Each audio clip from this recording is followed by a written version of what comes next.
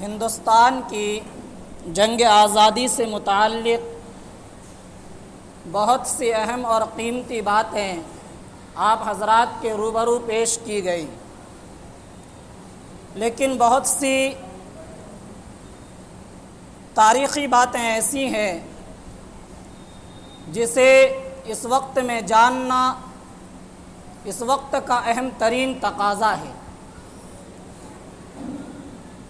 تو اس لیے مناسب یہ ہے کہ کچھ اور مزید تاریخی اہم باتیں آپ حضرات کے سامنے پیش کی جائیں۔ گزشتہ جمعے میں آپ حضرات کی خدمت میں یہ بات پیش کی گئی تھی کہ شیر میسور سلطان ٹیپو کے شہادت کے بعد اب کوئی ایسی مضبوط طاقت نہیں رہ گئی تھی جو میدان میں جم کر ڈٹ کر انگریزوں کے سامنے مقابلہ کر سکے۔ چنانچہ نتیجہ یہ ہوا کہ 1803 میں انگریز فاتحانہ شکل میں دہلی میں داخل ہوئے اور ان لوگوں نے بڑی چالاکی اور ہوشیاری سے یہ کام لیا، ہندوستان کی حکومت پر قبضہ کیا، لیکن تخت شاہی سے اس وقت کے بادشاہ کو نیچے نہیں اتارا۔ شاہ عالم اس وقت کے بادشاہ تھے۔ انگریزوں کی چالاکی اور ہوشیاری دیکھیے کہ انہوں نے ہندوستان کے اس وقت کے موجودہ بادشاہ کو تخت شاہی سے نہیں ہٹایا، بادشاہ کو تخت شاہی پر برقرار رکھا۔ کیوں؟ اس لیے کہ وہ جانتے تھے اگر ہم ہر اعتبار سے ہندوستان پر قبضہ کر لیں تو یہاں کی عوام بھڑک جائے گی اور سارے لوگ بغاوت پر اتر آئیں گے، پھر ان سے مقابلہ کرنا، ایک وقت میں سارے باغیوں سے مقابلہ کرنا، یہ بہت مشکل کام ہے۔ لہذا انہوں نے بادشاہ شاہ عالم کو تخت شاہی پر برقرار رکھا اور ایک معاہدہ لکھا۔ معاہدے میں یہ الفاظ تھے کہ خلق خدا کی، ملک بادشاہ سلامت کا اور حکم ایسٹ انڈیا کمپنی کا، یعنی اس دیش کے اندر بسنے والے جتنے لوگ ہیں وہ اللہ تعالیٰ کی مخلوق ہیں، اللہ تعالیٰ کے پیدا کیے ہوئے ہیں، اور یہ ملک بادشاہ سلامت کا ہے، اور اس کے بعد اس ملک میں جو قانون اور جو حکم اور جو آرڈر چلے گا وہ ایسٹ انڈیا کمپنی کا چلے گا۔ ہوا بھی یہی کہ شاہ عالم ہندوستان کے بادشاہ تھے، لیکن لال قلعے سے باہر ان کی کوئی بات نہیں چلتی تھی۔ لال قلعے سے باہر پورے ہندوستان میں اگر کسی کا حکم چل رہا تھا، کسی کا سکہ چل رہا تھا، تو وہ انگریزوں کا سکہ چل رہا تھا۔ وہ بہت خطرناک وقت تھا۔ آپ سوچئے کہ بادشاہ جیسا انسان جو اس ملک کا بادشاہ ہے، اس نے انگریز کی طاقت کو تسلیم کر لیا، وہ بھی انگریز کی طاقت کے سامنے جھک گیا، کتنا خطرناک دور رہا ہوگا۔ وہ وقت تھا جب تمام کی تمام ہندوستان کی طاقتیں انگریز کے سامنے مغلوب ہو چکی تھی۔ کوئی بھی انگریز کے سامنے کھل کر نہیں بول سکتا تھا۔ ہر وقت اور ہر جگہ انگریز کی طاقت و قوت کا چرچا ہوا کرتا تھا۔ ہر طرف انگریز کے خوف اور ڈر کا ایک ماحول پیدا کر دیا گیا تھا۔ لہذا عام لوگوں کے لیے یہ ممکن نہیں تھا کہ وہ انگریز کے خلاف اپنی زبان کھول سکے۔ کیوں؟ سب جانتے تھے کہ انگریز کے خلاف آج تک جتنی زبانیں کھلی وہ ہمیشہ ہمیش کے لیے خاموش کر دی گئی۔ جنہوں نے بھی ان سے پنگا لیا، انگریز نے انہیں صفحہ ہستی سے مٹا کر رکھ دیا۔ ایسے پرخطر خطرناک دور میں سب لوگ، ہندوستان کا ایک ایک باشندہ بطور خاص مسلمان منتظر تھے ایک ایسے انسان کے جو بہادر دل ہو، جو شیر دل ہو، اور جو ایسے خوف، ہراس، دہشت کے ماحول میں پوری طاقت قوت کے ساتھ انگریز کے خلاف زبان کھولے، جس کی آواز میں طاقت ہو، قوت ہو جس کی آواز کو ماننے والے اکثر و بیشتر لوگ ہوں۔ چنانچہ یہ خطبت بھی اللہ تبارک و تعالی نے حضرت شاہ ولی اللہ محدث دہلوی رحمت اللہ علیہ کے گھرانے میں لکھی، اور اس عظیم کارنامے کو ان کے بڑے بیٹے حضرت شاہ عبد العزیز محدث دہلوی رحمت اللہ علیہ نے انجام دیا۔ ایسے خطرناک دور میں حضرت شاہ عبد العزیز محدث دہلوی رحمت اللہ علیہ نے کھلے الفاظ میں یہ فتویٰ دیا کہ ہندوستان آج سے دار الحرب ہے۔ اس فتوے کا مقصد یہ تھا کہ ہندوستان دار الحرب بن چکا ہے، انگریزوں سے لڑائی کرنا، جہاد کرنا جائز ہو چکا ہے، لہذا سارے ہندوستانیوں کو چاہیے کہ وہ کھل کر انگریزوں سے مقابلہ کرے، انگریزوں کا سامنا کرے، ان سے لڑائیاں لڑے، جنگ لڑے، اور اس وقت تک اپنی جنگ جاری رکھے جب تک انگریز کا ایک ایک فرد اس ملک کو چھوڑ کر واپس نہ چلا جائے۔ اور ان کے اس فتوے کو پورے ملک تک پہنچانے کے لیے ان کے تینوں بھائیوں حضرت شاہ عبد القادر رحمت اللہ علیہ، حضرت شاہ رفیع الدین رحمت اللہ علیہ، حضرت شاہ عبد الغنی رحمت اللہ علیہ، اور اسی طرح سید احمد شہید رحمت اللہ علیہ، شاہ اسماعیل شہید رحمت اللہ علیہ، شاہ عبد الحی شہید رحمہم اللہ، ان تمام بزرگوں نے ان کی اس آواز کو ہندوستان کے کونے کونے تک پہنچایا۔ اس ملک کا کوئی چپا، کوئی کونا ایسا نہیں تھا جہاں اس فتوے کی آواز نہ سنائی دی گئی ہو اور جہاں اس فتوے پر لبیک کہنے والے لوگ موجود نہ ہوں۔ حضرت شاہ عبد العزیز دہلوی رحمت اللہ علیہ نے زبان کن کے خلاف کھولی تھی؟ اس وقت کے سپر پاور طاقت کے خلاف زبان کھولی تھی، لہذا انہیں بڑی پریشانیوں کا سامنا کرنا پڑا، بڑے مشکلات کا سامنا کرنا پڑا۔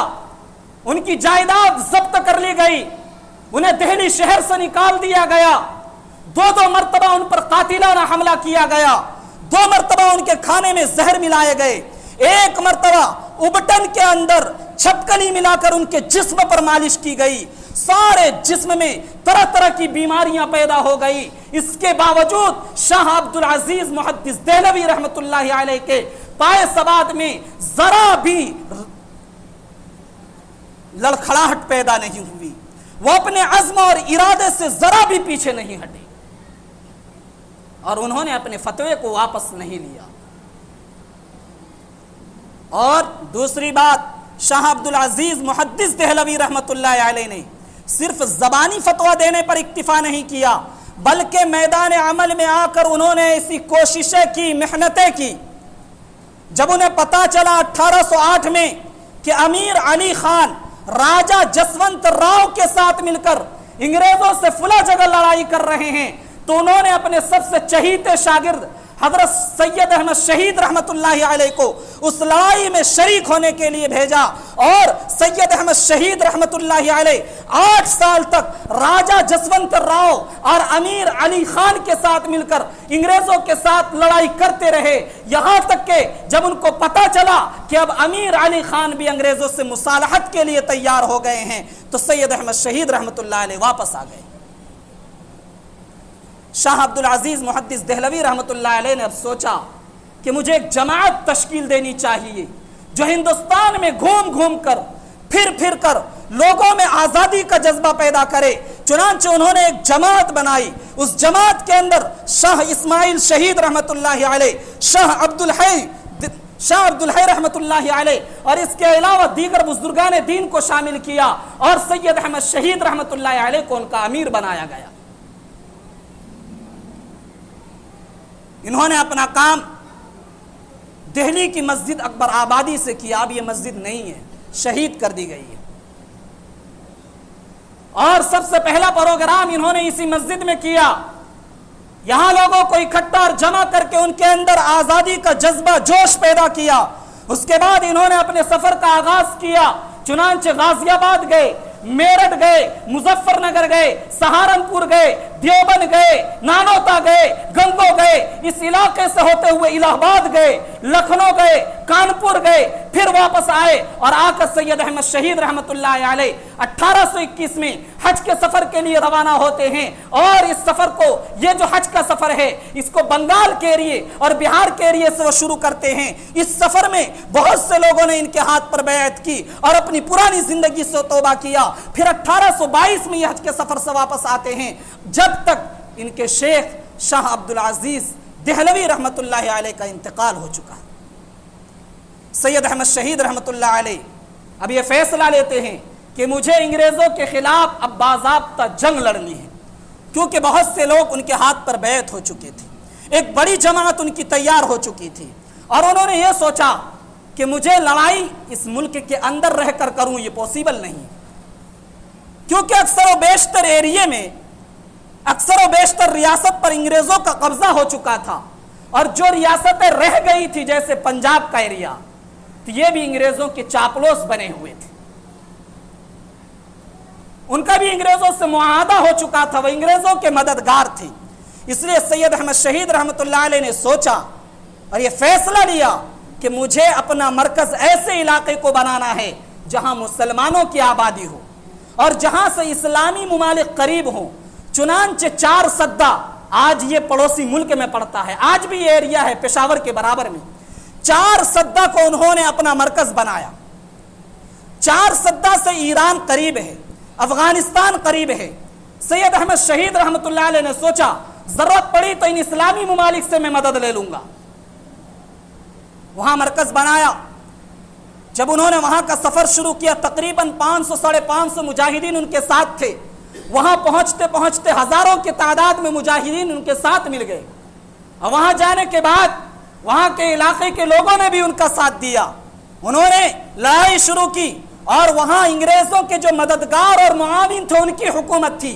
पहली लड़ाई हजरत शाह साहब की उन लोगों से हुई, शाह साहब को जीत मिली। दूसरी लड़ाई हुई, उसमें भी जीत मिली। फिर तीसरी लड़ाई हुई, उसमें अपनों की गद्दारी की वजह से शाह साहब के बहुत से साथी शहीद कर दिए गए। लेकिन सैयद अहमद शहीद और शाह इस्माइल शहीद रहीमहुल्लाह ये दोनों बच गए। फिर 1831 में जबरदस्त लड़ाई हुई बालाकोट के मैदान में, और इस मैदान में सैयद अहमद शहीद शाह इस्माइल शहीद रहमहुल्लाह जामे शहादत नोश कर गए। यह 1831 का वाकया है। 1831 ईस्वी में ये दोनों बुजुर्गान दीन जो एक तहरीक लेकर चल रहे थे, इन दोनों की भी शहादत हो गई। अब हिंदुस्तान में 1831 से लेकर 1857 ईस्वी तक छोटी मोटी झड़पें हुई, लेकिन बाज़ाब्ता लड़ाई नहीं हो सकी, बाज़ाब्ता जंगें नहीं हो सकी। लेकिन इन दोनों बुजुर्गान दीन की शहादत के बाद जो तहरीक ये लेकर चले थे, अंग्रेजों को इस मुल्क से भगाने की तहरीक, ये बिल्कुल खत्म नहीं हुई थी। क्योंकि बालाकोट के मैदान में बहुत से साथी शहीद हुए, लेकिन बहुत से साथी बच भी गए थे। जो लोग बच गए वह हिंदुस्तान के मुख्तलिफ इलाकों और एरियो में फैल गए, लोगों में आज़ादी का जोश और जज्बा पैदा करते रहे। और उन्हीं तहरीकों का नतीजा है कि 1857 ईस्वी की वो जंग पेश आई, जो आज सबसे बड़ी जंग अंग्रेजों से अब तक लड़ी जाने वाली सबसे बड़ी जंग कहलाती है। 1857 ईस्वी में क्या हुआ था? एक तयशुदा प्लानिंग के साथ हिंदुस्तानी फौजियों को अंग्रेज से बगावत पर आमादा किया गया था। जगह जगह फौजी कैंप में यह खबर मशहूर करा दी गई कि बंदूक के अंदर अंग्रेज की तरफ से फौजियों को जो गोली और कारतूस इस्तेमाल के लिए दी जाती है, वो कारतूस उसके अंदर खिंजीर और गाय की चर्बी मिली हुई है। उस गोली को इस्तेमाल करने से पहले मुंह के अंदर दांतों से दबाकर उसे खींचकर फिर बंदूक में डालकर इस्तेमाल करना पड़ता था। लिहाजा यह खबर सुनकर सबसे पहले कलकत्ता के कुछ एरिया में फौजी कैंप के अंदर हिंदुस्तानी फौजियों ने, मुसलमानों ने इस वजह से कि इसके अंदर खिंजीर की चर्बी मिली हुई है, गैर मुस्लिमों ने इस वजह से कि इसके अंदर गाय की चर्बी मिली हुई है, उस कारतूस को इस्तेमाल करने से मना कर दिया। नतीजा यह हुआ कि अंग्रेज अफसरान ने ان کے اوपर سے وردیاں چھین لی اور انہیں برخاست کر دیا۔ یہی بات لکھنؤ کے اندر عام ہوئی، لکھنؤ میں بھی ہندوستانی فوجیوں کو برخاست کر دیا گیا۔ 9 مئی 1857 عیسوی میں میرٹھ کے فوجی کیمپ میں یہ واقعہ پیش آیا۔ وہاں کے انگریز افسر، اس نے ہندوستان کے جن فوجیوں نے اس کارتوس کو استعمال کرنے سے منع کیا، ان کے جسم سے وردیاں اتار لی، ہاتھ میں ہتکڑیاں ڈال دی، قید خانے میں انہیں قید کر دیا، طرح طرح سے انہیں ذلیل اور رسوا کیا۔ جو باقی فوجی وہاں موجود تھے ان سے دیکھ کر رہا نہیں گیا، اور انہوں نے جب دیکھا کہ ہمارے بھائیوں کے ساتھ ایسی ذلت آمیز حرکتیں کی جا رہی ہے، انہوں نے طے کر لیا کہ جب تک ہم انگریزوں سے اس کا بدلہ نہیں لیں گے ہم بھی بیٹھنے والے نہیں ہیں۔ چنانچہ ان فوجیوں نے انگریزوں کے خلاف علم بغاوت بلند کیا، انگریزوں سے ٹکر لی، وہاں کے افسر کو قتل کیا، جیل کو تباہ و برباد کر دیا، اور جن ساتھیوں کو قید کیا گیا تھا ان ساتھیوں کو چھڑا لیا، پورے جیل خانے کو تہس نہس کر دیا۔ اس کے علاوہ 800 اور لوگ جنہیں الگ الگ جرم میں گرفتار کیا گیا تھا، سارے لوگوں کو جیل سے آزاد کر دیا گیا۔ میرٹھ کے وہ فوجی ہلہ بولتے ہوئے دہلی کی طرف روانہ ہوئے۔ دہلی میں موجود ہندوستان کے ہندوستانی فوجیوں نے جب اپنے برادران وطن ہندو مسلمان سب اس میں شریک تھے، ان کا یہ جوش اور جذبہ دیکھا، ان سے بھی رہا نہیں گیا، وہ لوگ بھی ان کے ساتھ شامل ہو گئے۔ یہاں جو انگریز کا سب سے بڑا افسر تھا وہ لال قلعے کے باہر تھا، اس نے سمجھانے کی کوشش کی، لیکن آزادی کے ان مت والوں نے پورے جوش اور جذبے میں آ کر اس انگریز افسر کو بھی قتل کر دیا۔ اس کے بعد جو بھی انگریز نظر آتا، چاہے وہ فوجی ہو یا عام آدمی ہو، یہ ہندوستان کے سپاہی جہاں جو ملتا ایک ایک کر کے سب کو قتل کرتے رہے۔ علماء کرام کو اب میدان میں آنے کا، کھل کر آنے کا موقع ملا۔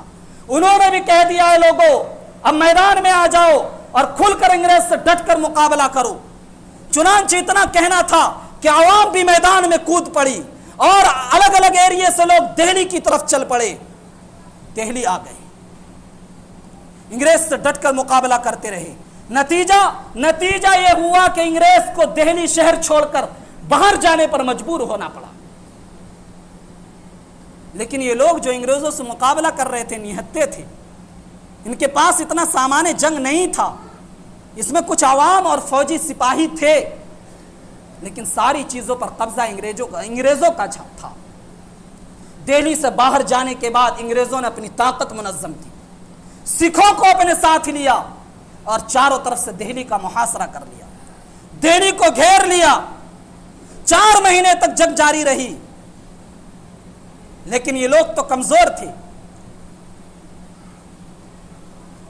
کشمیری گیٹ کو 14 ستمبر 1857 عیسوی میں کشمیری گیٹ کو انگریز فوج اور سکھوں نے اکھاڑ پھینکا، اور پھر اس راستے سے لال قلعے کی طرف بڑھے، اور 20 ستمبر 1857 عیسوی میں لال قلعے پر فاتحانہ انداز میں داخل ہوئے، اور وہاں جا کر انگریز کا پرچم لہرایا، اور اس میں ہمارے سکھ بھائیوں نے ان کا ساتھ دیا۔ بہادر شاہ ظفر کو قید کر کے رنگون بھیج دیا گیا۔ 1862 میں ان کا انتقال ہو گیا، ان کے 4 شہزادوں کو شہید کر دیا گیا، اور ان کا سر قلم کر کے بہادر شاہ ظفر کے سامنے پیش کیا گیا۔ ظلم و ستم کا یہ عالم تھا کہ صرف ایک دن میں 24 شہزادوں کو پھانسی کے پھندوں پر لٹکا دیا گیا۔